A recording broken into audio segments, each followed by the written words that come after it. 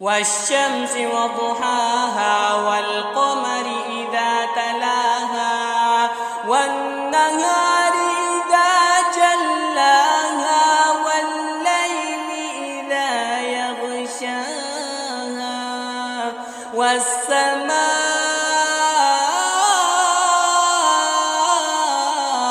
وما بناها والأرض وما طحاها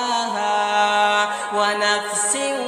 وما سواها فألهمها